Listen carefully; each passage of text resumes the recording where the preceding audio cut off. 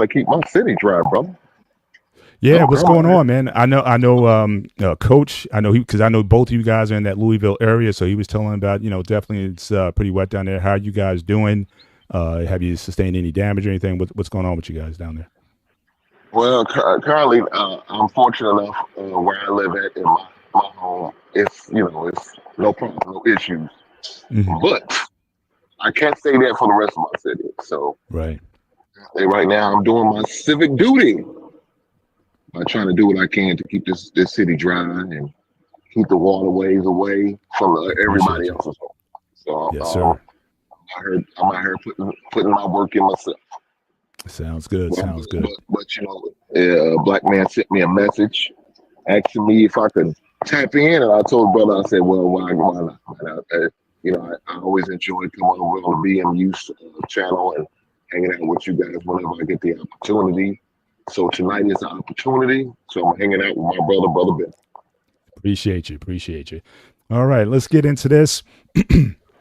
So again, obviously, there was some major college championships over the weekend. So Florida national champions, certain Houston, been there 7 times, and unfortunately, just like the Susan Lucci Award, can't win the big one in the big game. Obviously, I go all the way back to 1982, five slammer jammer, Jimmy Valvano, the alley oop to win it at the end here. Houston was up certainly the bulk of this game. They had up to a 12-point lead, certainly in this game, but unfortunately they had problems with scoring down the stretch. And I thought to me, this was like a reminiscent game, very similar to, like I said, going back to the 80s. When you talk about Georgetown and like Georgetown, Villanova, the score, it was, obviously it was a contested game, good defense and everything. So it kind of was like a throwback. You didn't have like a 90 point scoring team that weren't going up and down. These guys seemed like they took their defense very seriously.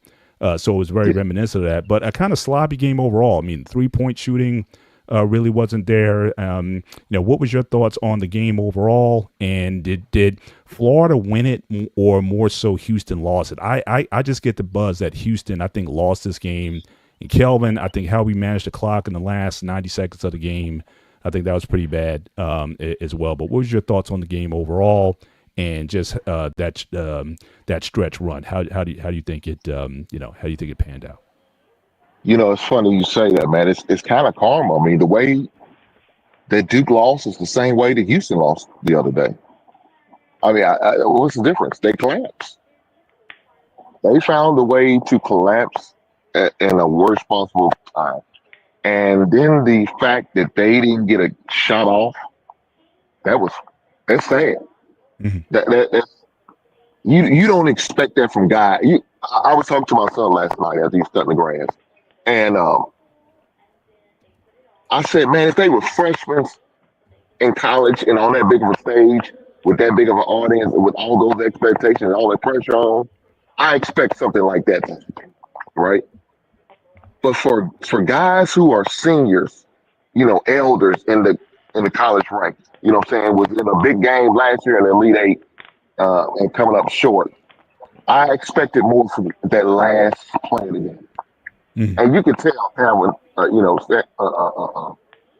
he was disturbed about it. He was hurt about that. You could tell during his press conference. He said, "Yeah, I don't know what happened." What I'm saying? It's one of those things you don't want to throw your players on the bus, but Hmm. at the same time, it's kind of hard not to.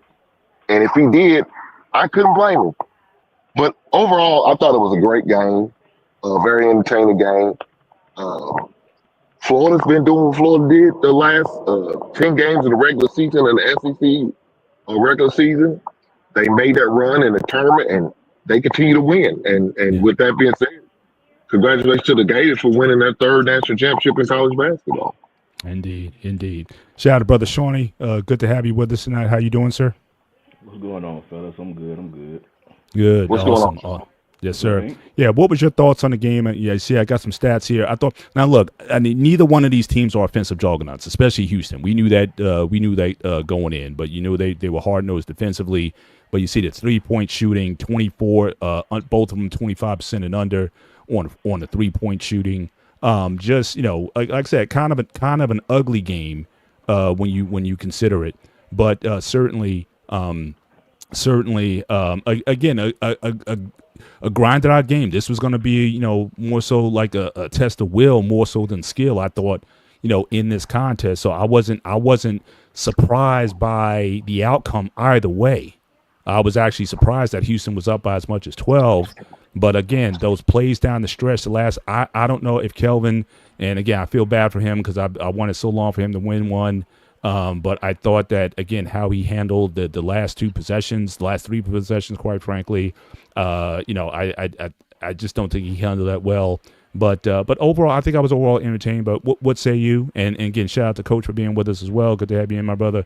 What was your thoughts on the game and just that ending? Again, the question is, did Gators more so win it or did Houston blow it? Well, I guess with Houston, they just had back-to-back games of it. They had to fight back, and they literally shut down Duke in the closing 4 or 5 minutes to win that game. Yeah. Florida, cause Florida came back, but they had on the run they had, Houston was able to basically stop them right when they basically tied the game. So it was like a 2-3 minute stretch where they kept having ties and lead change. They couldn't pull away from Houston. Houston always had an elite defense. They're super scrappy, but their offense, especially this year, because they lost a key weapon last year. I forgot his name.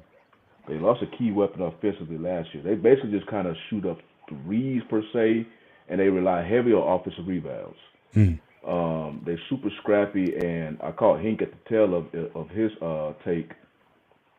They had that stretch when Florida came back, because it basically like Florida hit a wall. They was able to come back, but once they tied the game, they hit a wall themselves. Like Houston clamped down even more. Right. And then Houston had like 4 straight turnovers. And the thing about them is they just don't have that offensive player they can give the ball. During that time when Florida was coming back, it wasn't like they clamped down Houston. Houston was taking terrible shots, and then they was just like there was a lot of one-on-one play that Houston was doing. You saw no motion in the offense. Only time you really saw motion on the offense is when they did out of bounds play.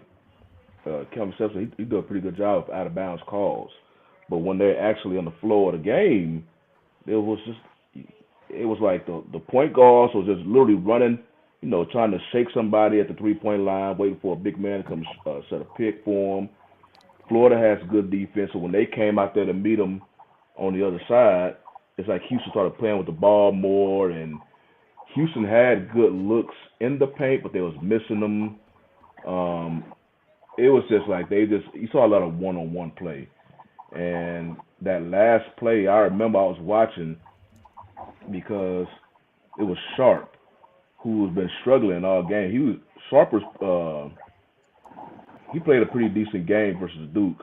With Florida, it was all about Clayton Jr. Houston clamped him down. But I don't think Florida would have won that game if way in the first half when Richards was hitting key 3-pointers. That what kept Florida in the game. Even though Houston afterwards stretched out to a 12-point lead in the second half, I think that game could have really gotten ugly because Richards was basically keeping them in the game at that point because nobody else was scoring. Yeah. And then at that end, I just remember when Cryer had the ball and he passed it to Sharp. Sharp knew that he had a defender basically coming trailing him right behind him, but he still tried to do this turn around and jump shot 3-pointer. I'm thinking to myself, that was a perfect time for a pump fake. Sidestep him because he had the time. He just rushed it. And, and then cause you saw as soon as he got the ball, he tried to turn around and shoot the ball, but he noticed the defender, he just dropped it. He couldn't touch it no more. Right. So it was just I don't know if Houston had ran out of timeouts, because I believe they had a timeout. They would have definitely crafted up a better design play. Mm-hmm. Even Sampson in his postgame, he even mentioned, which I think it always bothers me now with the younger players today. You down by 2. You don't need a three. You don't always need a three. Even Self said we were just down by 2. We didn't need a 3-pointer. But you know, with the young folks, they always trying to go with the kill shot, and a lot of times it's a bad looking 3. So you almost like depending on luck to make it. If you got an offensive set and you got a wide open look, fine, that's a great shot. But if you don't need a 3, but it was just hard for them because during that time, at the end of the game, the last 4 minutes, when they had them 4 straight turnovers, they just could not run any type of offensive set. You saw Cryer, I think him and Sharp, they was on the perimeter, ran straight into the paint with a big man on, they lost the ball. They didn't even get up a shot. So I'm like, what are y'all doing? What are y'all doing? And Florida's like, well, hell yeah, I don't want the game. We might as well make these. And Florida almost gave the game away when Houston tried to clamp him again. And he did that cross-court pass too far. And they was running towards the ball, and Houston hit him. That's what got the foul. He made 1 or 2 free throws. But it was a crazy game, which is what I was liking. It was an all 4-1 seed because both games in the Final Four was good games. Those styles make fights, and all their styles complemented each other. They made good games. So that's why I wasn't really missing the point of a Cinderella not making it, because you knew you was going to get 3 potential good games, the 2 semifinals and the finals, because all of them on the same level, because all 4 teams at one part of the season was ranked number 1. Gotcha. Coach, what was your thoughts on the game, sir? Sonny, man, I know you crying because the Houston Cougars lost, man. Man, but my sister, she's a U of H alumnus, so she was definitely, I was like, they panicked. The players panicked at the end. They the oldest team in the whole thing this year. Their main player looks like he's about 30 years old. I'm looking at my own play, man. He looked like he's about 35 out there. Listen, they panicked at the end. The wrong guy was taking the shot. He shouldn't I agree. Even Yeah, Cryer should not have been put in that position. No, they should have been running a little bit, but nobody was really hot. One thing, the way I can tell if a player's really in the game is that at least by the second quarter, they have some type of perspiration coming off their brow. Most of these guys hadn't broke a sweat all game. And the one guy that was hot, he was nowhere in the play towards the end. The little tall, skinny guy, I forget his name, the one that sort of saved the game in the Final Four and hit the jump shot against Duke. He was pretty hot, but didn't see him late in the game. The wrong guy was struggling. He took the wrong. I think if Calvin Sampson, if he designed that play, then he panicked also, because the guy that shot that I guess he had tried to attempt to shot, it was our bad shot. They panicked down the stretch. They should have just kept running the offense and, took it inside when they had the chance. But everybody was trying to shoot the 3 and be a hero, and that's what happened. Well, again, I mean, to Shawnee's point earlier, if they had another timeout, I mean, you had the time to craft the play. It's like Kelvin just said, kind of just let him play. They just came out of timeout. Came out of timeout. Again, I don't know, but was there a play craft? It didn't look like there was a play that was crafted, or Florida broke it up. But yeah, man, I was very disappointed at the end. Again, Houston 7 times to the Final Four, and again they come up short. And once again, hearts are broken in Houston because of the because of the poor play down the stretch. And certainly they were there to be that game was there to be had. But switching over certainly to the women's side of things. So obviously, shout out to UConn once again winning the national championship.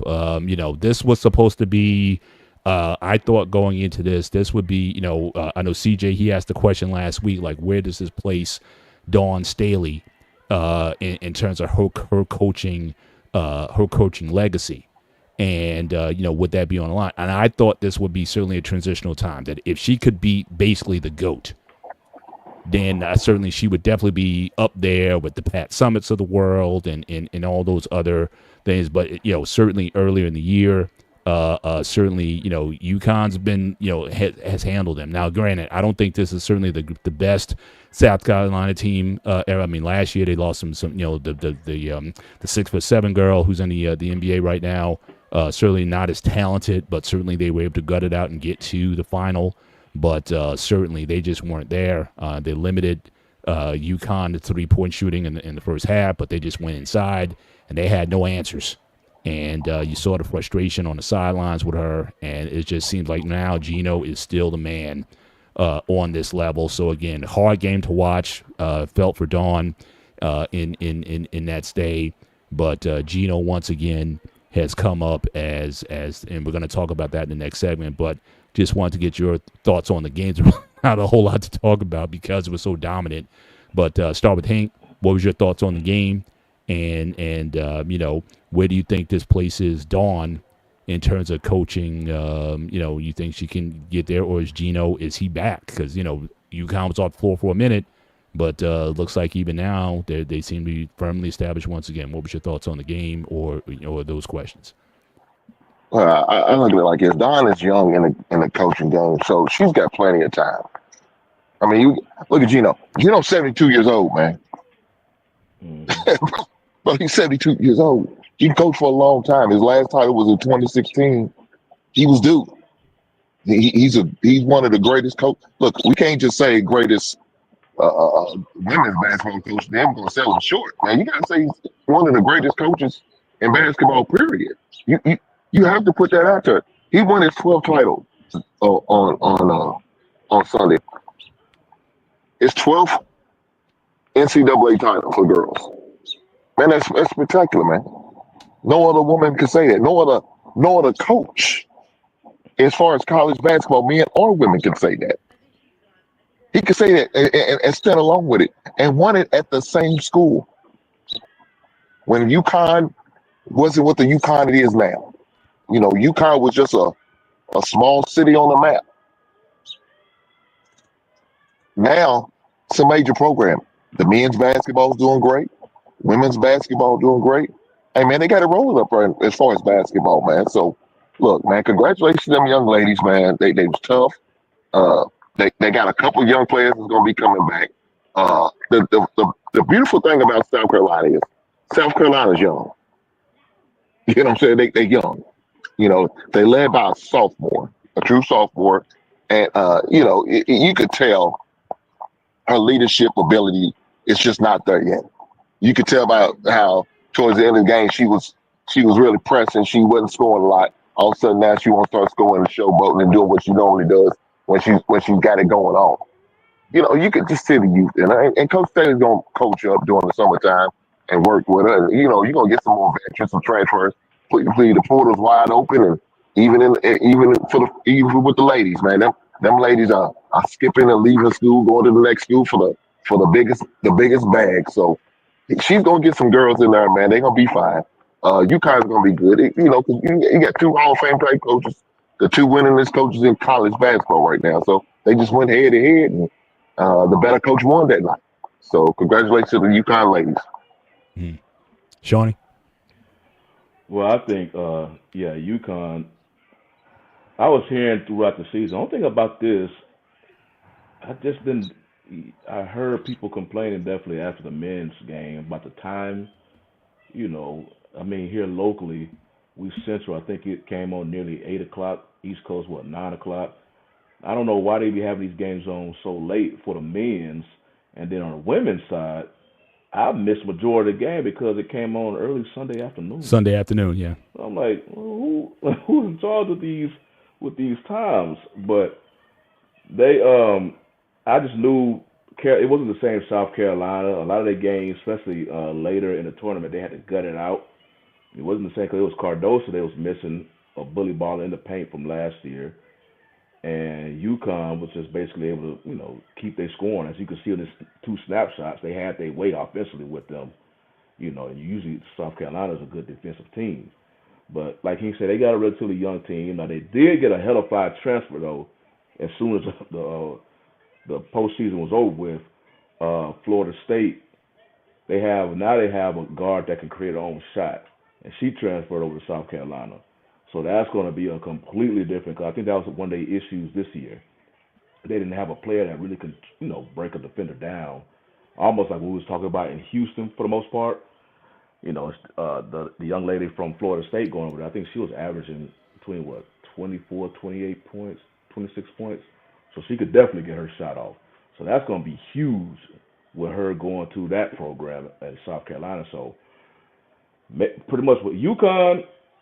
A lot of the, Pace Beckers definitely got majority of attention, but they was a good team. You saw it. I think South Carolina gonna be right back there, next year. Um, you see, Don Staley.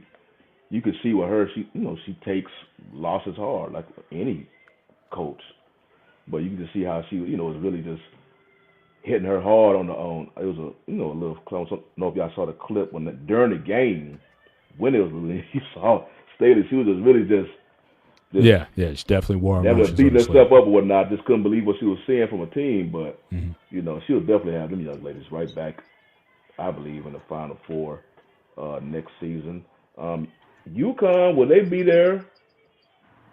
Oh, it's gonna be interesting. I mean, I think they have a chance, but USC, once they get Juju back, is gonna make they way back over there.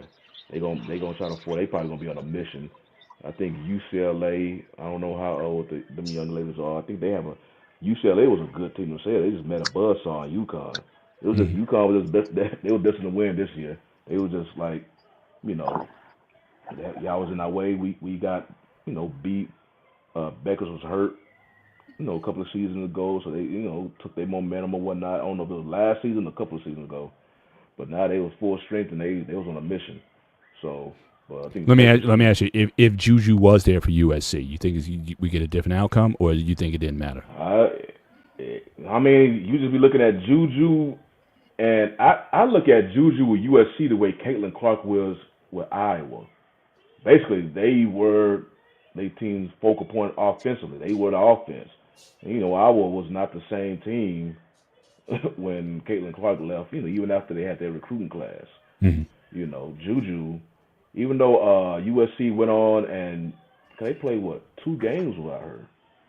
They won the Sweet 16 and the Yeah, they got to the final. yeah They got to the Final yeah. Four. So I mean, shout So out to they them. they played better, but I'm looking at comments now. Trey saying Juju career is over. I don't think so, Ooh, man. I mean, I pray she's had a not. knee injury. I mean, it's a common thing, and plus the doctors nowadays are so advanced. They will get her back. It's just you just hate to see a young player go through that so early in their career. But the doctors they gonna get her back in no time. It's just don't rush her back. Allow her to rehab. I believe we spoke about it last week. The same doctor that operated on Kobe and some other high-profile pro athletes are going to be operating on Juju, Hmm. Yeah, and she she probably on already the way. had the surgery. So She did. She already had it. yeah, Go so ahead, yeah, Coach. she'll What was be your fine. thought? What was your thoughts on the game and outcome? And then we'll go into the next portion. Here. What was your thoughts overall? This It's what I thought it would be with what's her name, Paige. She just wasn't gonna Paige Beckers. Yeah. she just wasn't gonna be denied. Mhm. She's waited, for she's been there 5 years or so. She just wasn't gonna be denied this year. I think it was just her time because she was just willing her team. It seemed like every game she was scoring double figures. She was steals, rebounds. She was all over the court. So I think it was just her time. And I didn't see any team once Juju went down at the leadership that UConn had. She's uh, once Juju went down, USC, it was just a matter of time. Uh, UCLA, to me, they was a Cinderella. They may be back, but maybe in the final, in Sweet 16, but it's going to be hard to repeat unless somebody emerges into a superstar. South Carolina, I would say if they get in the recruits and the transfers, as we say, I see them being back because most of their team is coming back with more experience. Don Stelly, she's just young as a coach. And, to me, she's still one of the greatest already. 3 championships. And they won it last year. So you really can't be, it is what it is. They made it to the championship. I was hoping for a repeat, but Paige just wasn't going to be denied, man. So Gotcha. you get players like that, they're going to always pull it out. Just, so. Definitely. Just one nod to super chats. Again, CJ, always a supporter of the Black Men Unfiltered Network and in this program. Anyone besides Duke is a win for America. Shout out to CJ for that. UConn still sucks. So again, Anton, straight up for my Jersey brother, still salty over UConn. And then again, CJ, again, as a former D2 for the Lady South Carolina team, this is a blessing. You can have all summer to watch UConn get their SBs come back. So again, certainly no love for UConn. But speaking of UConn, and I think Hank, you kind of teed it up as far as the point I was going to make, and this is one of the big discussions of the night. I don't think there's any question now, if there was going into this, whether or not Gino was the greatest women's basketball coach of all time. You see the record there. I'm asking the question tonight: is he possibly the greatest coach in American sports? So I know you got Phil Jackson's got his 11 rings with Chicago and the Lakers. You got Red Auerbach had 7 as a coach, and I think 5 as a GM. You got Bill Belichick's got 6 Super Bowls and whatnot, but this level of sustained, because again, it's not like UConn went anywhere. It's not like he hit rock bottom, in that run in the early 2000s where he won 7, 8, 9 in a row or something, like some crazy number that he won. And now, even with this new situation, even now with the transfer portal, even now with the NIL, which drove some coaches out of collegiate sports, that essentially he's been able to sustain it. I think Hank made the point earlier. There was nothing at UConn, nothing. Built it up from the ground up. So can we make an argument that he might very well be the greatest ever? And I would make a case for that, especially in this era. This in the Me Too era, the fact that he's had a clean program, no scandals, nothing going on with that, and he's been able to win with the new dynamic. I think you could put him up there, if not the best, certainly so I'm talking about all professional sports. Could he be ranked as the best? So again, we'll start with Hank, and where do you rank him as far as any sport, any American sport? So I don't care if it's NHL, NBA, NFL, any sport. Does he need to be mentioned up there with those coaching greats? Yeah, I definitely think he needs to be mentioned up there. But something, it's funny. I heard about a soccer coach that won like 21 titles. I said, man, you got to be kidding me. So I think that I want to say the soccer coach from either UCLA or Florida, and I'm hoping I'm on the right sport. I think it was a girls soccer coach at Florida or UCLA. Somebody might want to fact check me, but 21 titles, that's a lot of titles. But please believe me, Gino was right there with him. He's definitely the best in college basketball. He's definitely best probably in, like I said, pro sports. You gonna have some people gonna argue and fight against it. Yeah, you went at 12. You know what I'm saying? And like you said, you didn't done it over a long period of time at the same school, and you was part of the building program of the school that you were doing it at. Yeah, it's hard to argue that he's not. So shout out to Gino, man, for 12 titles. That's really saying something. Man, his age, I'm sure he's probably at the age right now, man. Some of these young ladies are getting on my nerves. I can't keep dealing with these young girls. He getting older, your patience ain't there no more, brother Billy. You older than me. And for Shotty probably running up the road with his age too. I don't know for sure, but you get a certain age, man. Some of these, you just don't have the patience no more. But that old head, man, he keeps finding a way to be patient with the young lady, even with the NIL deals. You have to negotiate with the girls' agents and family members, and AAU coaches got to cut the deal with everybody. Everybody got the hands out, and yet he still find a way to get his young ladies to go out there and produce, compete, and win. So, man, yeah, he's got to be. Mm-hmm. Just want to shout out Anton. Anton, I didn't mean to forget about hockey. I know you're Affinity Ford or whatnot, but I thought hockey was Canadian, but I'll just leave that there. But in any event, Coach, let's go to Coach this time.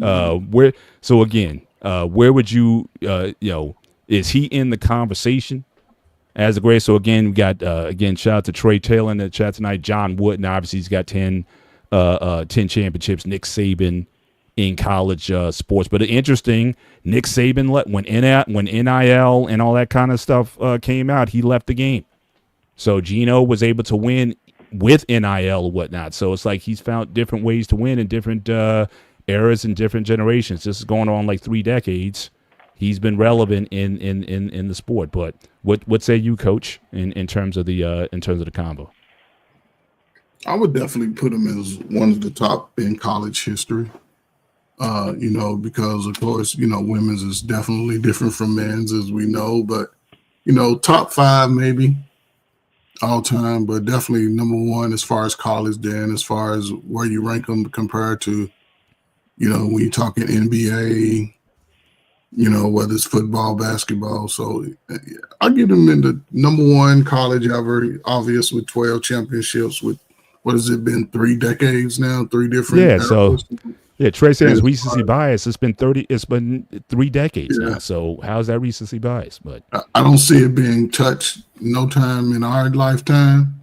But I do think, top 5. I give him top 5, just what he was able to do. So CJ's gonna want a refund on his super chats after the show, but I'm just throwing it out there. But go ahead. You guys are down on the game. My goodness. Yeah, Go ahead, Shawnee. They got something against women versus men. I'll guarantee they can't even shoot a jump shot. But my thing and made the point about dunking basketball. That's the thing. I thought you got to be a good coach if you don't have the dunk in the game. I thought that made you a better coach, not because again, you can always get some horses who can run up and down and just beat you with raw athleticism. But you talk about the purity of the game. I would think that would count for something. But but we're not going to win this argument with the chat tonight. Chat is resulting. But Shawnee, you want to stick your neck out there, or I think Geno definitely deserve to be on the Mount Rushmore of coaching. Now, where you place him, because like Coach brought up, this is over 3 decades of winning championships, man. So that is not a small feat. Only thing about it's just different when you saying greatest coach of all time. Now you go on college and pros, and it's just in college a big theme with them is recruiting. Pros, your team just draft the players, and you basically kind of left with what's available on the draft board. When you Phil Jackson didn't. Who did he bring to the Lakers or Chicago? I mean, the plate was kind of made for him. So yeah, so in college, especially once UConn was winning, especially during Geno's early years when they was literally just dominating women's basketball to the point where people I'm not even going to watch the Final Four. I already know who's going to win. He was recruiting all the great players. So I think with Geno, and I think, and y'all are bringing the college soccer coach or whatnot, I think parity plays a huge part with it because Geno just built such a monster. Women college basketball was not. I think there's more parity in it in today's generation than years past, especially with UConn, because you saw how dominant they were. I mean, there was another team that could just compete with them. They always had all the greatest women players in the college game. So, that's no knock on Geno because he was recruiting them.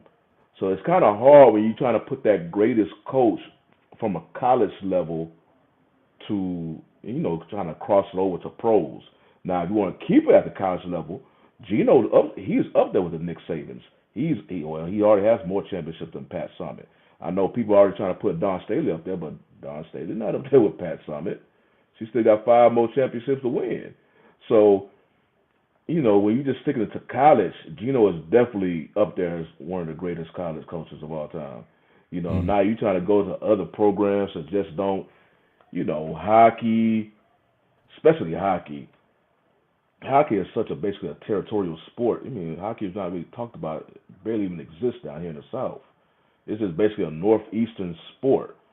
So when you're looking at what's they call the Frozen Four, if you ever watch them, it seems like it's always the same 4 teams They kind of rotate within like 4 or 6 teams that always keep making it. It's like lacrosse. So I'm Mhm. like, man, what's the where's the parity in that? Y'all just damn near play, drop the puck game one, guaranteed to make the Frozen Four. When it comes, it's just but college basketball on the women's side, I think they definitely he's definitely up there. He's definitely the top women's coach. He's definitely maybe the top one or two in college sports. Period. You know, when he talking about, I'll just put him on the Mount Rushmore when it just comes to coaching. Period. When the four major sports, well, I just say three because I don't really know too much about hockey, basketball, football, and baseball, both pros and collegiate level. Because he made 12 championships is 12 championships, and he's the one who built, like you say, Mr. Bennett. UConn wasn't doing nothing before he got there. Right. He's the one who built that juggernaut. He's the one who led that to basically people just like, man, it's aforementioned that they're gonna win the championship. Yeah, That and there's all nothing, started and with there's Gino. nothing in UConn. I mean, if you've ever, people say all the time, there's nothing to do up there. It's like If there's something up there as far as any local thing, that's because of Gino. How right now the reason why Colorado gave Prime that huge contract, because I heard the business that came up there, since he'd been up there, he really boosted that market. Same thing Gino did in stores. So I just, I see the chat. They yeah. because he's a women's And don't mention basketball Dean coach. Smith. Look, I mean, he's not even better than Coach K. I mean, guy won 2 championships in like 50 years Yeah, in them North boys, Carolina. them boys Leave acting like leave that man Gino Coach alone. Pee Wee. Yeah, He didn't leave even that guy. John Thompson. Shit. Leave that guy. Don't even bring Dean Smith into the combo. Let's move on, though. Let's move to the NBA. Great conversation. I appreciate you guys for joining in the chat. Undefeated as usual. To continue this on. Yes, we don't try to be too PC here, but we try to stir you guys up. We try to do it the right way here. But in any event, let's move on. Our next story going to the NBA. So again, those are the stories. So again, Ja Morant fined $75,000 for the gun sign. And someone had posted that within this year, this sign has been used on more than one occasion. No fines except for Ja. We all know about his history with the gun charges and whatnot, and so the question is, I mean, is he being unfairly targeted because of this, or do you think the whole thing with the gun sign is the NBA is this out of proportion? Their emphasis on this, or any signs for that matter, the choke sign, the throat slash sign, all that kind of stuff. I know Hank and Coach, I know you guys have been, you guys have coached and seen that stuff, and especially in college basketball, there's always been, things that have been brought into the game. Is it just an overreaction overall to the signs in general? And do you think he's being unfairly targeted by the league? Now, I would say this. I think his response to it, wasn't certainly a wise response that he had to it. But is he being unfairly targeted because it is given also that other players have been using these signs and nothing from the league office, no calls, no nothing. So I'll start with Shawnee. What do you think of Ja's current situation, and do you think he's a target right now? Man, I think this is basically a sign of today's society. How I guess if you get in trouble, folks are always trying to point the finger. Hey, they doing it over there, and then nobody looking at them right now. You the one who got in trouble.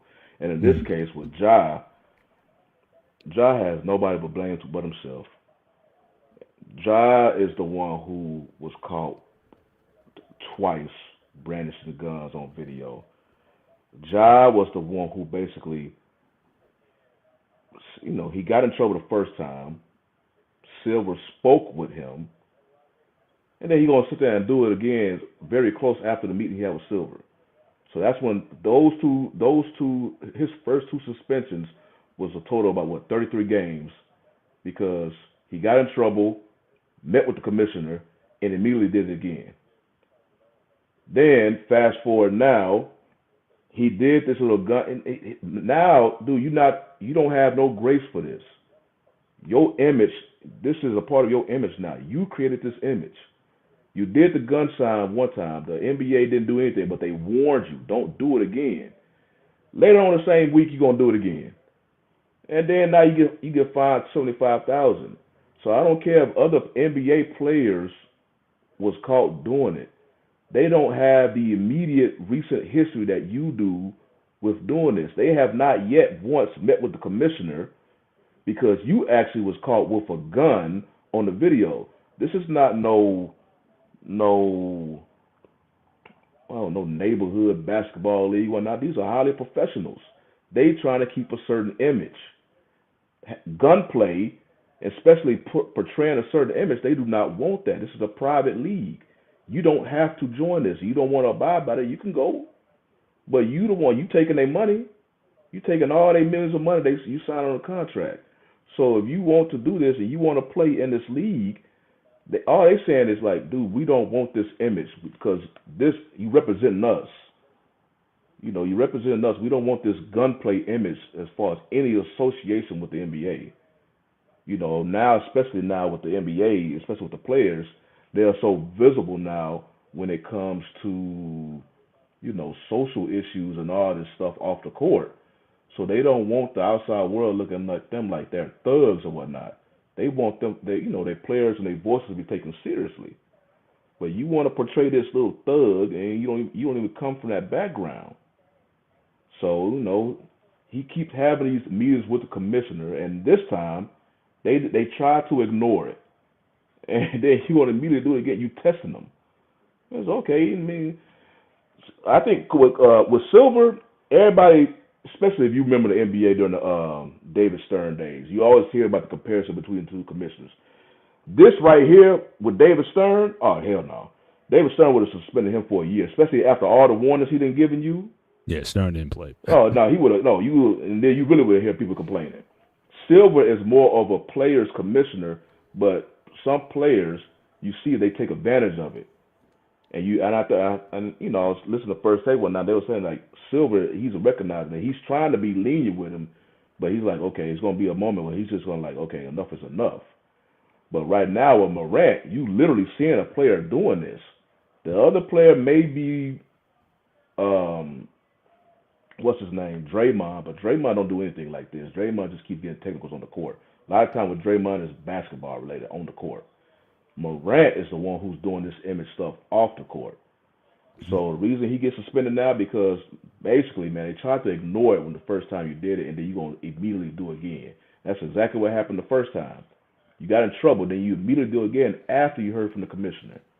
So all this talk, when people are talking about other players doing it, they do not have, and I'm not saying he's a felon, but I'm just using this as a representation. It's like a felon who gets caught with a gun. You're a felon. You can't have that. You lost that privilege. These other people, they can hold a gun, so you can't get mad at them, and then all of a sudden you get in trouble for having a firearm. You a felon. You lost that privilege. That's what you did that to yourself. The same thing with Ja. So, now he got a new celebration with the bomb, the grenade throwing. Mm-hmm. I don't know what Silver gonna say about that. It's like, dude, just play basketball. You created this image that the commissioner does not agree with. He spoke to you about it multiple times. It's just like you just doing something. It's like he's trying to portray something. Like, dude, you gonna mess around and find yourself constantly getting kicked out the league because you being hard headed. If you don't want to abide by this, go. The NBA will move on without you. Absolutely. Just want to acknowledge again, CJ dropped us another super chat and from the prior discussion. Dallas Star season ticket holder. Shout out to him for that. And then another super chat on CJ. So Negro's got a quick quine over Justers. Ja has zero conviction. So what we're talking about, in the words of Charles Barkley, I'm not a role model. Well, yeah, different perspective. From but that. boys may be saying, like CJ, I see what you're saying, man. It's like you forget Ja works for the NBA. He worked for a private company. It's like people want to apply the same rules on the streets as it is in the NBA. They are a private company. If you don't like it, you can leave. That's what I'm saying. It's not the same. You can't look at it and do the same thing that boys do on the streets and think that's going to fly in a private company like the NBA, especially who have such a visual, a presence to them. I don't understand why people be like, But that's just Go ahead, Hank. What's your thoughts on the matter? Overblown or appropriate? Yeah, it's really disappointing. They're disappointing how he's really handling this, man. And he's he's young-minded, man, and he's moving and operating like that. And unfortunately, his father is not helping the situation because he's not no that he needs to be for his son. Hey, Hank, your mic, you're breaking up a bit, Hank. Yeah. Yeah, you're breaking up a little bit. You might want to try to go out and come back in. Your mic's breaking up real bad. So, yeah, just come on back. I'll go to Coach right now. Just come on back in. All right. It looked like he's on below ground or something. Okay. All right. Go ahead, Coach. I mean, it's unfortunate that, after all this happened over the last year and a half with him, that he's still sort of hanging on to that type of behavior. I mean, you can do all kinds of things when you make a shot. I just, at some point, it could definitely get him out the league at some point. The NBA is bigger than one player. So, again, man, it's just unfortunate, man. There's all kinds of ways that you can do after you make a three, you can do whatever, this old gun emulation that players do now. It just, to me, it's stupid. I don't like it because we understand it, but everybody else doesn't have to understand it. And that's just the thing. If we was on the playground, yeah. Mm-hmm. But, hey, I don't know. But, Coach, man. I mean, you've seen a lot. For, again, back in the day, it was the choke sign.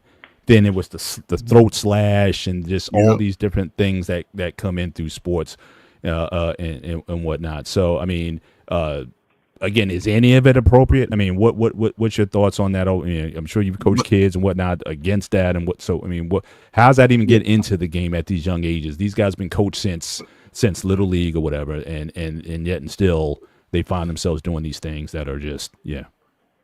See, this is at you. This is at you. This is, I'm just doing a gesture. You know what I'm saying? But, Carmelo Anthony used to do his head, point to his head. Mm. So, again, man, it's a sensitive time, and he's been put on the, I hate to say it, they could make an example of him. It's just unfortunate, but, again, somebody in this corner should be telling him, man, you don't need to do all that. Let your game speak, because you've seen how his game has dropped off because he ain't still got that same bravado he's had. But just, I think just play. Yeah, no, but it ain't the injury. It's just, it's just like when you lose that bravado that you had when you was doing whatever. He reminds me so much of Russell Westbrook, the way he plays. Similar. They all in the paint. Yeah. Probably even perimeter. They jump. Yeah, but he ain't passing the ball like Russell. But I don't know, man. It's just unfortunate, man. Somebody need to talk to him, man. Tell him just grow up, man. Cut his hair off. Stop putting pink in his hair and shit, and just man up. Well, that's just a young. That's some creativity. Hey, man, I understand, man. His only thing is, man. I understand, man. He created this image, man, because of the gunplay. I remember when you talking about the throw slash, Mr. Bennett. That was like an NBA mandate. They got tired of the players doing that, so that rule, hey, y'all all stop doing that. Mm-hmm. Players wasn't shooting a gun. And even if they were in a celebration, it was always kind of ignored per se until Ja got caught brandishing the guns on social media. That's where all Ja's issues come from right there. If he never did that, they probably wouldn't make a big deal out of his gun celebration. But because he did that, that's why he has a spotlight on him when it comes to these gun celebrations. Mm-hmm. But everybody want to bring up everybody else. I'm like, this dude created his own thing. Well, who am I? I'm just a dude on the outside. And just to the chat, I know there's a lot of stuff going on. So again, at least, and again, I haven't talked to the gentleman about it, but we typically don't talk about personal stuff in the NBA. So whether it be Zion and his dating choices or Ant with his situations outside, we don't typically deal with that stuff here. We try to keep it kind of on the court, so to speak. This was obviously an on the court matter. And so we deal with Zion not playing because, again, his weight and whatnot. I mean, I think those are certainly fair game, but we tend to stay away from the gossip stuff with that, even though it could wind up affecting these guys in their bag for sure. But we try to stay above that. But Hank, thanks for coming back. Your thoughts again on the issue with Ja and just with all these gestures. You have a son who plays college basketball and whatnot, so I'm sure you've seen some of this as well. So what's your thoughts on the matter? Can you hear? Is it better? Does it sound better? Yes, sir. Yes, sir. Okay. So yeah, I just it's disappointing. Like I was saying earlier, it really is, because he's young-minded, man, and unfortunately his father is not doing him a service because he's not being much of a role model himself. How he's moving and acting and carrying on. So I hate this for him, but I can see. I think what Shawty was saying was, I can see them making a rule out of this. So I'm probably gonna call it the John Morant rule. Saying no gunplay or any volatile gestures at all. So I can see that coming. I really do. He's one of those guys, man. He's gonna feel like he's gonna dig his heels even more. You tell him not to do something, you know how some kids are. They're gonna figure a way how to do it anyway. And so that's what I say. I think he's acting young-minded and moving young-minded, and he's digging his heels in. He's gonna do it. I'm not gonna do the gunplay, but I got the grenade going on there. So I mean, what is gonna be next? Is it gonna have a rocket launcher or something act going on there? Tell me what's gonna be his next weapon of choice? I don't know, but hopefully, man, he starts to grow up as he gets a little bit more age up under his belt, and he matures in his game. And somebody really, have a heart to heart. One of them older guys, man, you would hope to have a conversation. Unfortunately, his coach was fired, and so normally it's your coach who would kind of try to talk some sense into you. Say, hey, man, you shouldn't be moving like this. But they see how much respect they have for the coach. They cut his ass. So with that being said, I'm gonna leave it there. But fellas, I gotta get out of here. I gotta get on another time. Yep. Appreciate you coming on. So y'all keep rocking out, bro. Yes, sir. I appreciate it. Yeah, and then make sure you guys go over to Sterling Hank in the basement and certainly follow his content. I know with the draft coming up, I know he's gonna have a lot of coverage coming up. He's following his Chicago Bears. I'm sorry, but but we'll see you next time, brother. And again, we appreciate you coming on with us tonight. Thanks for hanging out with us. Y'all be easy. Take care now. All right. So here we come into the last topic, the last topic of the night, and this kind of bore out of our own private chat here. So got some news about new inductees to the Hall of Fame. So we have certainly Carmelo Anthony and Dwight Howard being elected to the Hall of Fame on first ballot.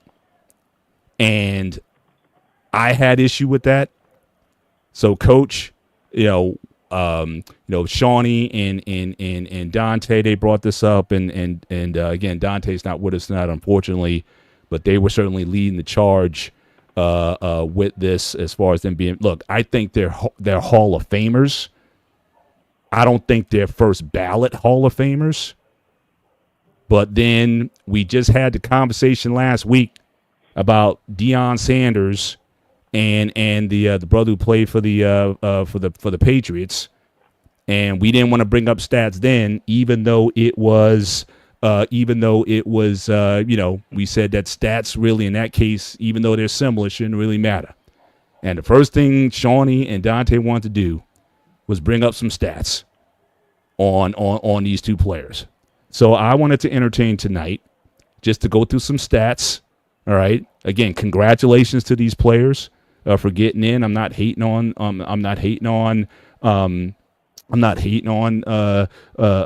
getting in. Get in where you fit in, so to speak. But I was a little disappointed in Shawnee and Dante's take on this a little bit. So I figured let's go through this, and you guys are certainly free to respond and make your case. But let me just make mine first, and we can come back. We'll start with Dwight, So the first question I asked, as far as big men and coach, and some of these guys we've seen, but is he with any of these guys? I even put now Bill Walton. At least Bill Walton led a team to a championship. Yes, he was brittle feet and all that kind of stuff. He was obviously a great college player with UCLA, but I don't put Howard in with any of these guys. And for me, I'm still a little bit old school when it comes to rating. If you're going to talk about first ballot, I should be able to, without hesitation, say, yeah, that dude. And I can't put him in with any of these guys. I mean, yes, he's got a championship, the one he won with the Lakers. But from what I understand, he was so bad with the Lakers. That's why I wanted Dante here, since he's the Laker fan. It was so bad that Kobe and Shaq made up as a result of it, because Dwight was on the team. So I don't think he is in the same category as any of these guys, despite his all-star appearances or anything else. So again, the guys in the back, they share with me the stats. So again, compared him to Dikembe Mutombo, Patrick Ewing, Robert Parrish, who's got 3 with the Celtics, but again, as a contributor, even when Howard was with the Lakers, he wasn't a major factor in them getting that championship. So I can't give it to him. Yes, I know he led Orlando to the finals and lost against the Lakers. But, if you want to compare stats or whatnot, but again, I thought we weren't all about stats here. But you guys want to bring some of these stats up. Patrick Ewing, I'm not sure if I would necessarily count him as a first ballot Hall of Famer, but nevertheless, I would still pick him over Dwight. I think his offensive game was much better than Dwight's. And I thought certainly Dikembe Mutombo's defensive game was on par with Dwight's as well. So I'm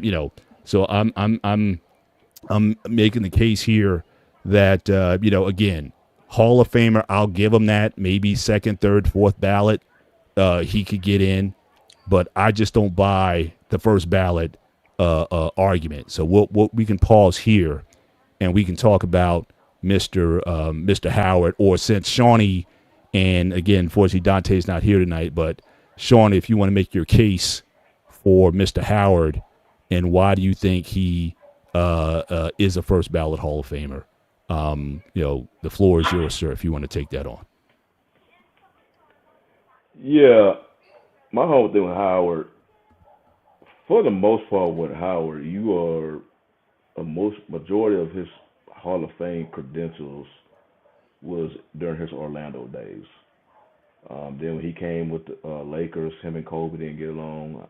I don't think he was a proper fit with them, because it was kind of weird, because Kobe usually played very well with a capable big man. Then same thing with the Rockets. They just Harden pretty much dictated all that. So I don't think he really got a fair shot with the Rockets. But a lot of his stuff that we look at now is from his Orlando days. During his Orlando days, he wasn't Shaq dominant, but he was dominant.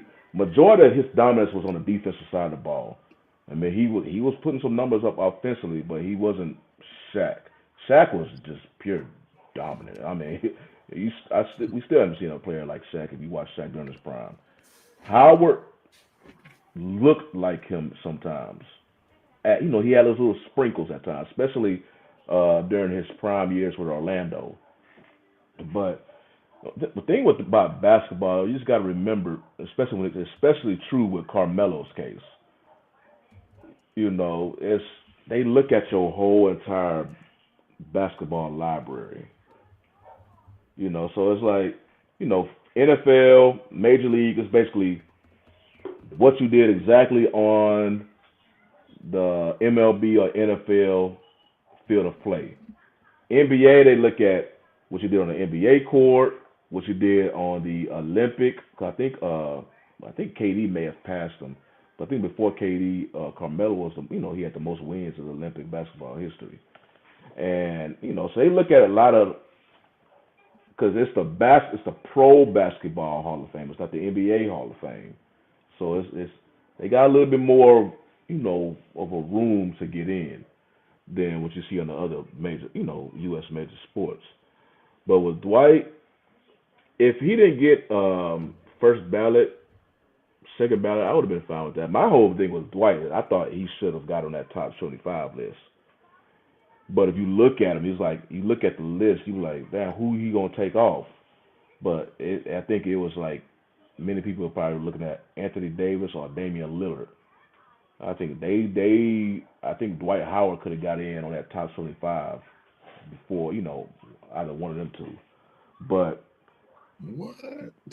yeah, He was a role player. He wasn't. Now again, CJ said, he had a broken back and all that. Granted, but again, Kobe said all that stuff.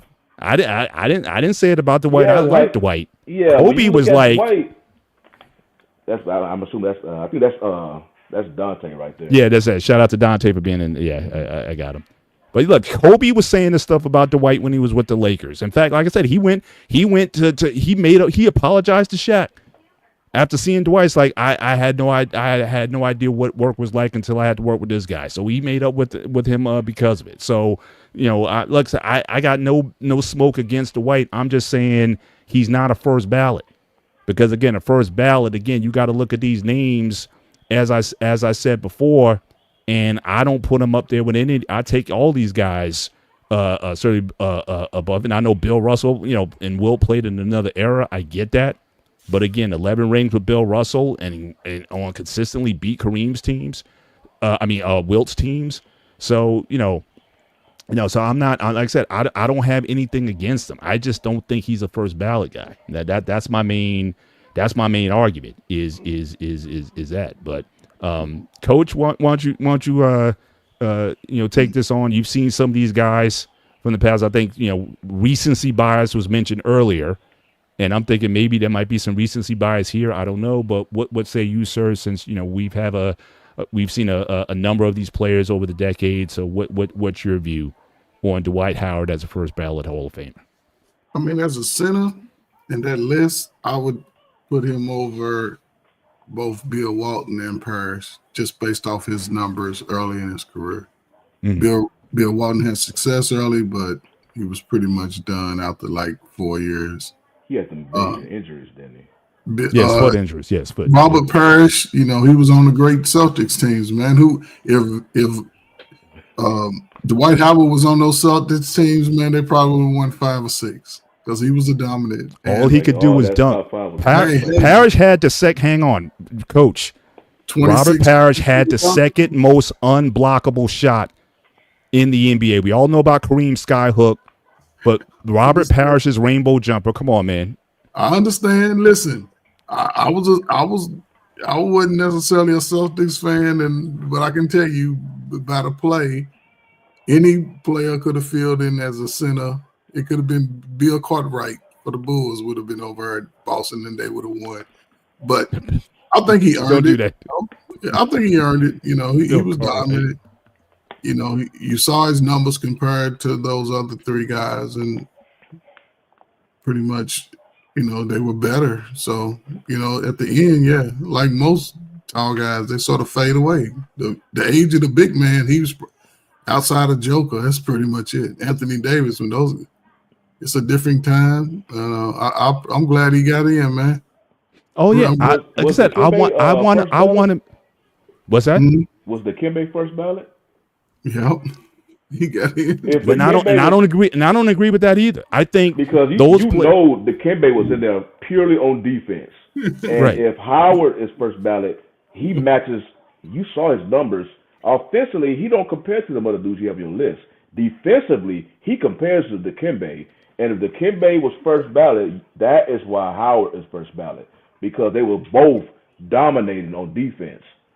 So they just basically I think Dennis Rodman, he was dominant on defense. So he was first ballot.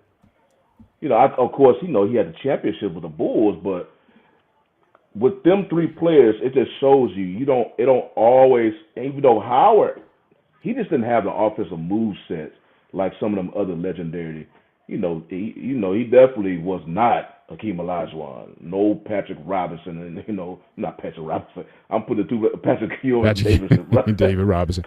They created a monster, but Howard he didn't have that offensive game like them, but defensively, he can hold against with anybody. Yeah, but I wouldn't put a guy who was solely, like I said, a Dikembe. I don't think he's first ballot either.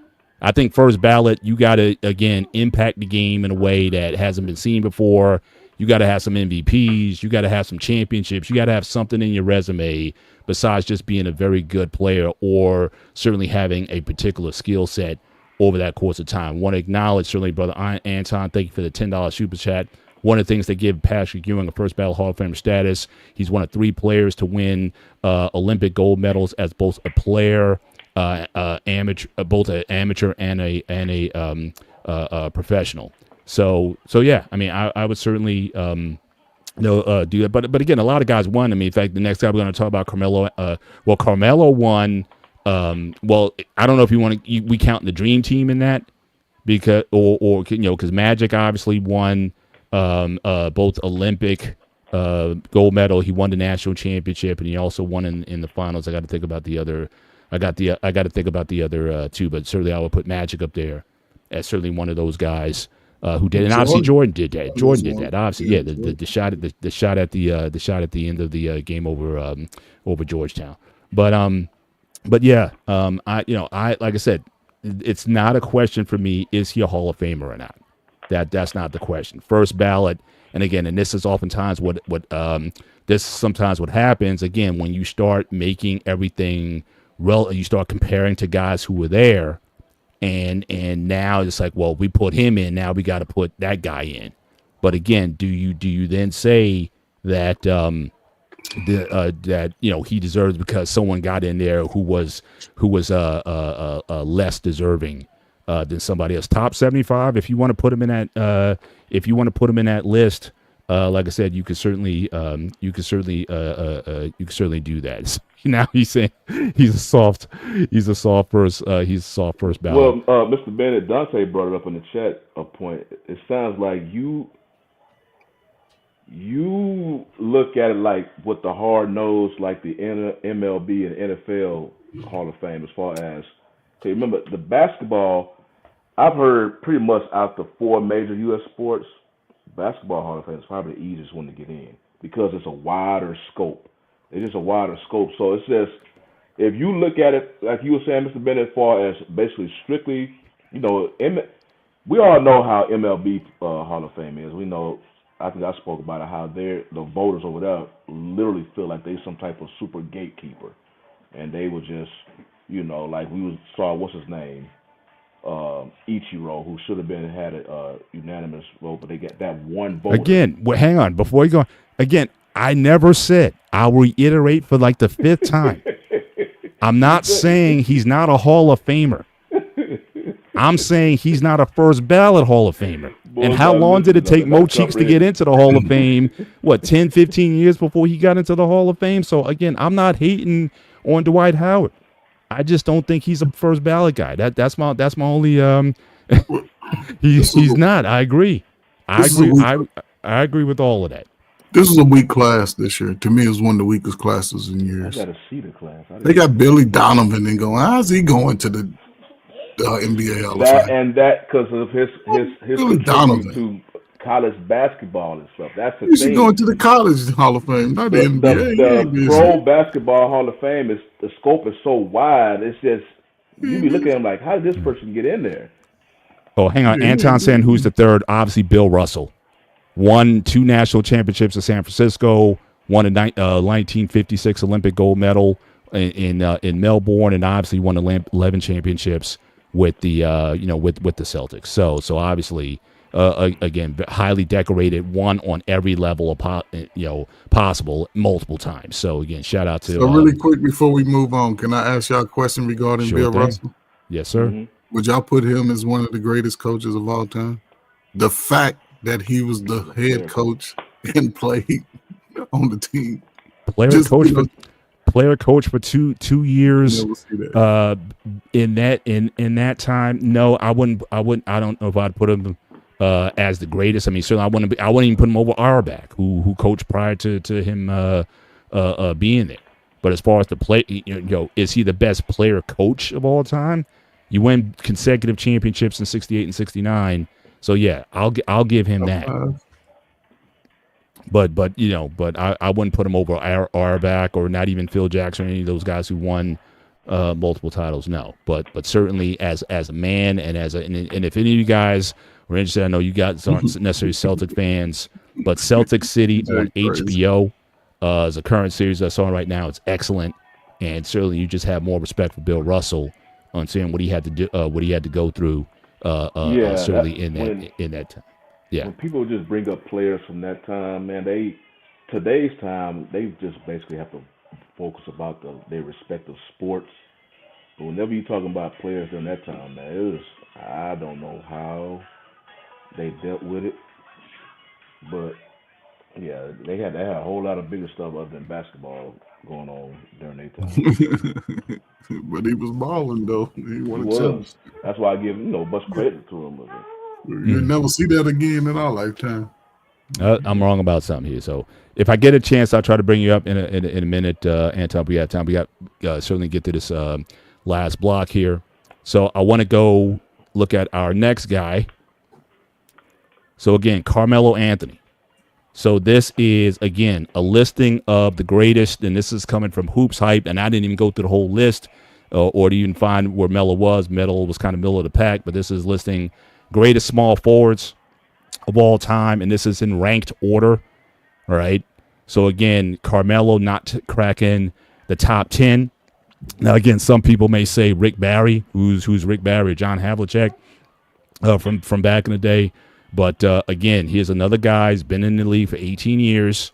No rings. Didn't even get to a finals, really. And but, again, had a good career. Obviously, I think he has the most points, I think, in Olympics basketball history, USA men's basketball history, the most points there, multi-time gold medalist. But, again, am I going to put him in with these guys, Dr. J, and those guys who, like I said, just paved the way in the league? I don't think so. And again, so what I also did was I did a comparison between him, and since Dominique was 10th on this list, I compared his career to Dominique. So he played 4 more seasons than Dominique, because Dominique had an injury. I think it might have been like an early Achilles injury or something. So he was out for a while, came back. 19 seasons for Anthony versus 15. Again, playoffs played 13 versus 10. All-Star games 10 versus 9. So again, very comparable numbers. All-Star teams, Dominique went to 7, whereas Carmelo went to 6. Scoring leaders, again, they each have 1 apiece. And then again, in terms of points per game, Dominique was the higher points per game scorer. Again, very similar, but very comparable numbers across the board. And the main point that I want to make here, even with free throw percentages, everything that's there, Dominique Wilkins, who, by the way, I will take this to my grave. Dominique Wilkins beat Michael Jordan in that 1988 slam dunk contest. That was some home cooking by Chicago. He won that. They stole it from him at the end. I'll take that to my grave with that. But Dominique Wilkins was not our first ballot Hall of Famer. He got in on the second ballot. So again, just look at the comparable numbers. And my thing is, if he wasn't a first ballot Hall of Famer, then I don't think Carmelo Anthony should be a first ballot Hall of Famer. So I will, pause there. And again, Coach, wait for Shawnee to come back. But you want to comment on Carmelo being a first ballot Hall of Famer? And I would. Listen, just based off who's eligible this year, he's first ballot. This is not a strong class. Unfortunately, it's not a strong class. So he fits the criteria to be first ballot for this year. Now, I don't know what it's going to look like next year or whatever, but yeah, he at one point he was considered the greatest shooter in NBA until Steph just broke out. And it's John Havlicek, hang on, in the 70s Well, actually, he won multiple championships with the Celtics in the 60s, and he won 2 as the captain of the team in 74 and in 76. 2 championships, John Havlicek. So go ahead, Coach. No, I'm just saying this class wasn't as strong. When I saw the list, I'm like, come on, man. Billy Donovan, he ain't did nothing. He can't even have a winning season since he's been in coaching in the league. But if they basing it off college, and it still doesn't qualify. Just a weak class, man. So, yeah, salute to him. Yeah. Go ahead, look, helping your team win. I mean, again, shout out to the Patrick Ewings, the Charles Barkleys. There's been a lot of the Karl Malone, even Karl Malone. I mean, when he left the game, was he like the all-time scoring leader or in the top 3 all-time? Number 2 all-time, and then you had John Stockton was the all-time point, assist leader. I wouldn't take him, but at least, like I said, even though they didn't win championships, they left either they broke records or had some sort of standard at the game when they were near the top. So I'm not even saying that winning a championship is everything, or being the all-time scoring leader is everything. But I'm saying these guys, I would say they're in the Hall of the Very Good. I wouldn't necessarily call them in the Hall of the Great. But go ahead, Shoney. What's your thoughts on Carmelo on his first ballot? Not that he's not a Hall of Famer. First ballot. I feel I'm getting beat up by the chat here, but I'm not taking away these guys' interest into the Hall. I'm just saying I wouldn't put him number 1. That's all I'm saying. Yeah, Carmelo probably even more than Dwight. Like I mentioned earlier, they really looking at the totality of his basketball career to make him a first ballot. And all you can really do is just look at his numbers. I mean, that's really all when it comes to him and his accomplishments. I compare him to the other the 2 of the WNBA players that was on Sue Bird and Maya Moore. You look at their stats and what they accomplished. They had multiple rings, and they performed at the top of multiple categories. Carmelo, he was his biggest thing, because NBA All-Star, to me, that's so people driven. Because I've seen them, they voted somebody a starter. I think it was it Carmelo or something. They'll vote a player a starter, and he's been injured majority of the year. So I don't really just take that one just too seriously, because sometimes the fans, I don't know what they're doing. But with Carmelo, 13-time All-Star, 10-time All-Star, 2-time second team, and he didn't even make a first team, 4-time third team, and he has 1 scoring champion. And biggest thing, he has 3 gold medals. He brought up before I think Kevin Durant broke it. He he scored the most points in USA Olympics basketball history. So with Carmelo, like I say, the point I was making about Dwight, the reason he was looked at as the first ballot because of his defensive numbers. Carmelo, he obviously was a better offensive player, but you looking at, if you watch Carmelo, Carmelo had the talent to definitely win a title. It just did not happen. But, you're looking at the main thing, I guess, that stands out with Carmelo as far as making this basketball Hall of Fame is his 3 gold medals. So I think he is a bigger. I knew Carmelo was going to be, and I had a feeling Dwight was going to be first ballot. But I knew Carmelo was going to be a Hall of Famer. But his first ballot, I think, Mr. Bennett, I think you will have more of a case about Carmelo being he should be a first ballot than Dwight. Because Carmelo, I'm looking at it, I'm still just, you scratch your head because you don't want to demean his numbers because he had a hell of a career. But that first ballot, and I guess that's why it's NBA, you can't look at it, because the NFL, you already know, if you first ballot, that means you up on the top floor of the building. You not even, it's an upper echelon, you're not even with the other Hall of Famers. You cream of the crop. Right now, you basically saying Carmelo Anthony it's on the top floor of the Pro Basketball Hall of Fame with the cream of crop with the legends of like Magic Johnson and Larry Bird. And the dude never made first team. And the people don't vote that. That's, media and all that vote that. But hey, that's why you can't. It's hard to look at the Basketball Hall of Fame, man, because they scope is just so much bigger. They looking at pretty much everything you accomplished.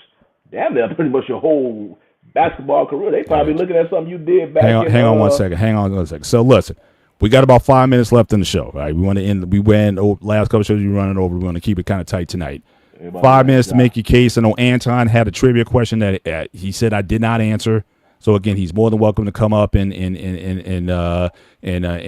correct the record. I mentioned Bill Russell, but again, if that's incorrect, you're more free. So anybody wants to come up in the last 5 minutes, drop your comment real quick, and then jump off because we're about to jump off the show. But certainly, again, you guys have been terrific tonight with the chat. Shout out! I love the energy of it. You guys are really bringing it. Yes, I brought a little more smoke tonight. I know I irritated some people tonight with this, but I've shown yes, I'm old. I'm shout out to the Gen Xers, me and Coach being Gen Xers. And so again, some of the stuff is generational. We understand that, but certainly if anybody wants to come on in the next few minutes before we end the show and make a quick comment or whatever. But again, we really appreciate you guys for being with us tonight. And we want to make this, make this more exciting as we go on, have more debates and things that we do here. But again, we really appreciate you guys going on. All right, go ahead, finish up, Shawnee, what you were saying. No, I was just basically making the point that you know how you felt about Dwight. I think Carmelo, you can make a better case for him just because it just goes to show you just how big the scope is with pro basketball. You know what I mean? So with pro basketball, other than MLB, I definitely want to hear the voters and the reason why they do what they do. With pro basketball, I wish I could hear the voters on what all do they consider when they be voting these players. Because I know y'all have a wider net. Y'all cast a wider net for these who going to get into the Hall of Fame. But Right. Now, I know sometimes, and I know the NFL, what they did this year, they weren't, because usually you put 6 in for the NFL every. I think this past year they're not. So I think there might be a lot of these are going away. If you only got one Hall of Famer that year, and that's all you got. You don't have to have like a certain number. I know the NFL have like a Legends type, but I think this year they were like one of the smallest classes in a long time. So certainly they're going away with that. Oh well, we got to put 6 in a year. I think they're starting to step away from that a little bit. But welcome Anton as always to the show. Thank you for joining us tonight. So where did I go wrong? So I mentioned I thought I got all 3. Bill Russell, like I said, I know he won college. 2 championships with University of San Francisco, 1 Olympic title in Melbourne '56, and he won certainly on the pro level. Michael Jordan won a national championship with North Carolina, 84 Olympics, and obviously the NBA championships. You could throw Magic in if you want to include the Dream Team. But again, if you want to say he didn't win an Olympic gold medal as an amateur, that's 3 right there. So who am I missing if you're saying there's only 3 of them? If it's because I think there might be more, especially if you put Dream Team in. Yeah, you're going to be shocked, Mr. Ben, when I tell you this. I said in the history of USA basketball, there's only 3 players that have won gold medals as both amateurs and as professionals. Oh, gold medals as amateurs and professionals. Okay. I thought you meant amateur, Olympics, and professional. Okay, then I misread the question then. Okay. There are 3 players in the history of USA basketball. Patrick Ewing is 1. Michael Jordan is 2. Chris Mullin is number 3. Yeah, because he was all 3 of those guys. He was on the '84 team. Yeah. All 3 of those guys won the '84 team in LA, coached by the late Bobby Knight, yes. And all 3 were on the Dream Team. There's only one Dream Team, and that's that team in '92. Right. Coached by the great Chuck Daly. Those 3 guys. The only other player on that list that also kind of fits that criteria but never won gold, who do you think is number 4? Oh, jeez. And it's an amateur. Oh, I got to be sure. Come on now. So wait a minute. So he either on like the pro as a professional, he won a gold medal, but he didn't win one as a amateur. Well, there's a lot of them, right? I mean, Vince Carter. What? Nope. Yeah, Vince. Well, he won. He won on that 2000 Dream Team. He won an Olympic gold medal. No. I'm talking about didn't win a gold medal, but also played in the Olympics as an amateur, but did play as a professional and won gold. There's one player. And I'll give you a hint. He is on the Dream Team. All right, repeat the question one more time. All right. You already know about the 3 players that won gold as both amateurs and professionals. Gotcha. Yep. Player that did not win gold. He did play in the Olympics as an amateur, didn't win gold, but did play in the Olympics as a professional and did win gold. Who's that player? And I said, I gave you a hint. He is on the Dream Team. I don't even know which ones played as amateurs. I got it. Yeah. 90, so 88. Who was on that 88 team? Danny Manning was on that team. Nope, not Danny Manning. Man, I'm stumped, man. David Robinson. He was on the 88 team for the U.S. Naval Academy. Okay, he was on the Dream Team in 92. Yep, they lost it. Yeah, they lost in 88, and that's what precipitated. And that was the last amateur team, right? That was the last time we got a good one. Great one. A lot of people did not get that, so don't feel bad. I said that to a lot of people, and a lot of them couldn't get them. They always get Jordan, they always get Ewing, but they forget about Chris Mullen. Always. Yeah. That is true, JT. That is true. That was the rumor. We all know about around. If you saw the Jordan documentary, which is an outrage because I would take Isaiah Thomas over John Stockton 10 times out of 10 and twice on Sunday. I'm sorry. Yes, I know he was the all-time assist leader and all that stuff. Isaiah Thomas in the 80s was a bad boy. Yes, so I would without question, I would take. Yeah. Yes, he was. Oh, definitely. That's when you really saw like politics amongst the players, like not like American politics, but how players, whether they like you or not, they influence. That's when you really saw it when it came to NBA. Because as you mentioned, Isaiah definitely he should have been that team, but because they didn't like. I don't know if I would call John Stockton. Look, they had that pick and roll. They basically owned the stock on that pick and roll. Him and Malone, they ran that for years. Half of his assists came from there. Isaiah did everything. Won at every level. Won in 76. Won 2 championships with the Pistons and whatnot. So again, definitely at that time when that team was created, Stockton was not on Isaiah's level.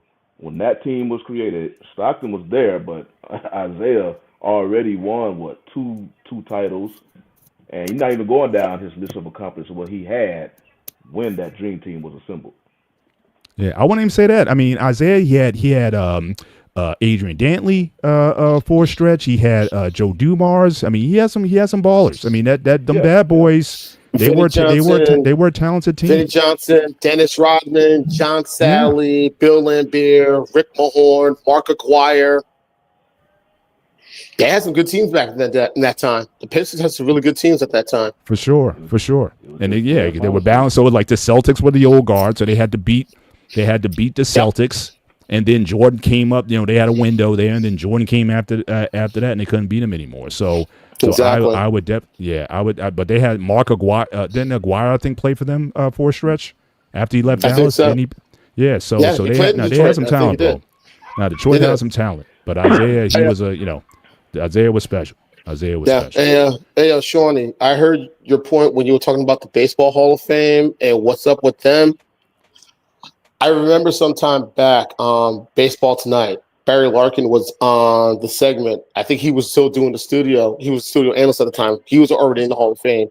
And he talked about how the baseball writers, they have this, how can I describe it? They kind of have this unwritten rule on who to follow. Do you still have a good number of old school baseball writers who are still voting? Yeah. And what it is, he didn't say the names. He never mentioned the names of who they were. probably because he didn't want to say the wrong individuals who weren't doing it. But there's these old head baseball writers, and it's like, I think 2 or 3. And those guys basically dictate to the other older writers who should get in and who should not get in. And that's been something that's been going on for a very long time. Yeah. And that's why it's so hard for a good number of players to get into Cooperstown for that reason. One of the reasons why, and it's not even about Barry Bonds. A lot of people forget Barry Bonds doesn't like the press, and it's not because of his attitude or anything else. People forget Barry Bonds grew up around the game of baseball. His father was a player. Yep. His brother was also a player. His godfather was one of the greatest to ever play. Yeah, and he took it very personal when Willie Mays left the Giants to come back to New York to play for the Mets, especially in the tail end of his career, and his skills were starting to dwindle. He didn't like what the press had to say about him, and he took it very personal. He took it personal when he played Little League. He took it personal when he played in the College World Series at Arizona State. And he still, to this day, he still doesn't trust the press because of what they said about his godfather. And he loved his godfather. And for anyone that knows, he loved his godfather just as much as he loved his dad. That's how close Barry Bonds was to Willie Mays. And still to this day, he does not like the press for that reason. And people forget that. And because of that, that's why the baseball writers won't put him in Cooperstown. Yeah, not about the Falco situation. Yeah. Not about Falco, not about the PEDs, and that's a totally different argument. Yeah, but none of those guys. That's the main reason. Yeah, but none of those guys are getting in though. I don't think none of them. The guys who've been outed. Now you got guys who've been speculated and whatnot, but none of the day one of those guys who was actually outed gets in, that may change the conversation. But I don't think any of those. So I don't think it's just his personality. I just think that was just in their view, such a black eye on the sport, despite the fact that that era came out after the strike of '94. That home run baby basically restored baseball. But I'll leave that alone. But listen, we can chop that another time. We didn't even get into the NBA firings is my closing comment. Obviously with Memphis and firing their coach Denver. It just goes to show that wait. Memphis fired their coach. Memphis fired their coach. Last week, and then obviously the Denver coach just got fired a couple days ago. I heard about that one. So again, it just goes to show, it's not for long. If anybody knows about that, Shawnee obviously knows. If Jerry and Jimmy, after winning back-to-back championships, couldn't stay together. So again, just because you win doesn't mean that they're gonna, that it's a permanent job or that you have job security.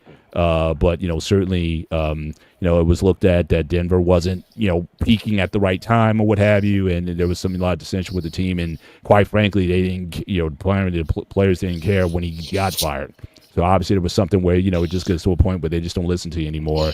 That championship might have just bought him a couple more years. He was with the team for 10 years.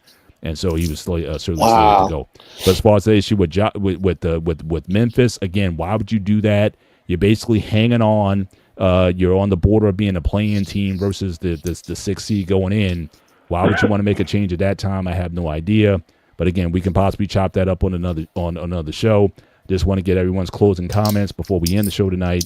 And so I'll start with Shawnee. We're just going to go to Anton. If you got some, always dropping a quick nugget before we leave. And then obviously I'd like to defer to the coach to close us out on the right foot. So go ahead, Shawnee.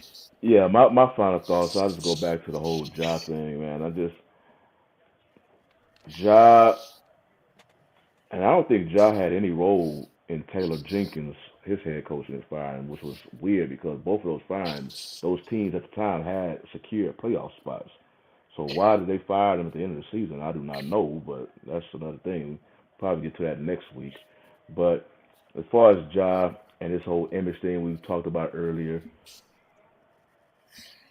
the dude, it's just him and his portrayal of the gun, and that's how all of this happened. All of this, everything that folks talk about with Ja, and whether they agree or not, when he got suspended, when he get fined compared to other players, it's all because of what he created when he was brandishing the guns. When I think I forgot the whole story when he got into it with some younger dude and he had the gun And then you know about the Instagram video or whatnot where he had the gun and the dude tried to hurry up and turn the camera on him. So that got him in trouble. That got him the bigger suspension. Because that came right after when you talked to the commissioner. He went through a whole program and everything. Came back and did the same thing again. But yeah, with Ja, but with Ja, it's his whole image today is just basically what he created. So I know a lot of people talk about this player did that, this player did that. They didn't do the first thing that Ja did, so they on a more cleaner slate. So There you go. All right, Anton. Yeah, sorry about that. That was my son coming by. You good? My final thoughts about John Morant. Like I said in the chat, if he never had those issues, this would be a non-issue. And unfortunately, now we live in the time of social media. Anything you do off the court, it's going to be exemplified times 1,000. It's going to carry with you for a very long time. It's very hard to shake that. So I think he has to start realizing now that he has to start making some serious changes to not only who he associates with off the court, but some of the things he does on the court. I don't like the fact that he has to do that, but he has to do that.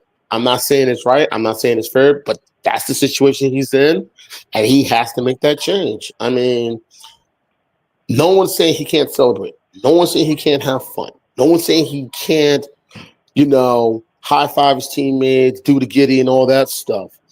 But the fact that he put himself in a situation where off the court, he was brandishing firearms. It got on social media. It's going to get blown up, so on and so forth. You had a meeting with Adam Silver. You said that, okay, it's not going to be an issue anymore, and you go back to doing the same thing. What other choice do you have? I mean, do you think Adam Silver wanted to find him? He had no other choice but to. He got to set that example.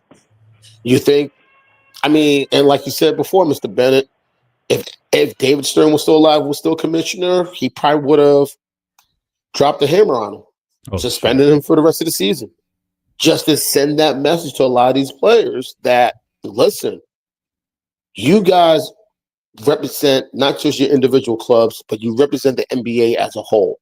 And people forget what Commissioner Stern has done to clean up the NBA when he took over for Larry O'Brien. People forget that championship, that NBA Finals were on tape delay.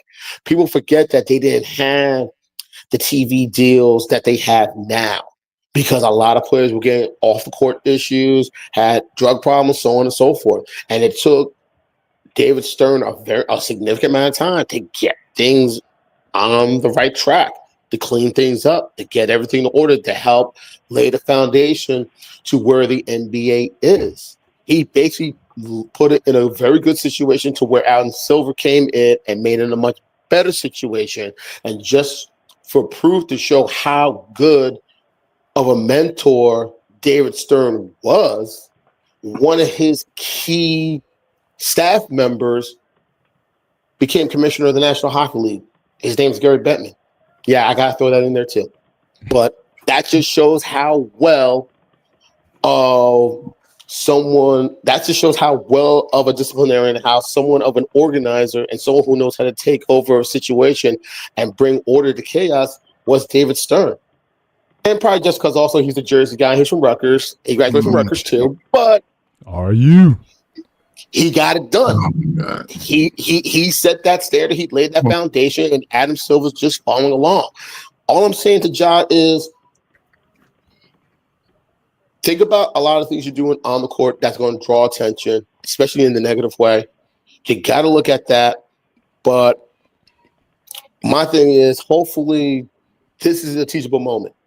Hopefully, this becomes a situation to where he looks at it and just says, you know what? Folks said that. Yeah, we can't. It is what it is.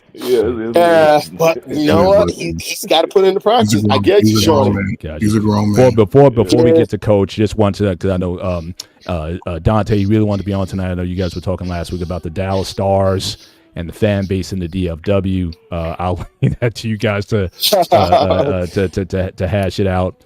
But it's saying the Stars, but the Metroplex is down on the Mavs bad. Stars have a chance to make the playoffs and take the third spot. So I guess hockey is growing, I guess, in the DFW area as a fan base. That's Mike now. Modano. So we'll see. We'll see. But with That was Mike Modano. He did it. There you go. So, there you go. It's all good. Coach, why don't you close us out as always, sir? Well, just to touch on Ja, he's a grown man. He better grow up fast. No more excuses. But if you have a son or daughter that's interested in sport, teach them sportsmanship first. Whether you played the game or not, teach them sportsmanship first. It's just unfortunate. However, this is springtime, man. Everybody go outside. Get some sunshine. Get some sun rays, man. Get some vitamin D in all your Anton. Listen, I'm not talking to you. To all our little slow-ass kids, get our little slow-ass kids outside so they can exercise and run and jump and burn out the ADHD so they can come home, take a good hot bath, eat, go to bed, be well rested for school. We're on the last little few weeks of school. Everybody's grades should be up to par so they can have a good summer. Don't be rewarding your kids for bad behavior, and if they didn't do their work, no, they don't get nothing to the next school year. They can wear that same old school stuff. But man, it's a good time, man. No sneakers. No new sneakers for September. No Jordan. Right. Get in shape, man. Exercise, man. I just had a good friend, man. He's 50 years old, man. Just passed yesterday, man. So listen, man. For your health, man. Get your checkups. Get your prostate, your colon checked. Get everything checked, man. Take your vitamins, your meds, whatever. Get your release on. But just do something to make sure that we here, man. Protect our families, man.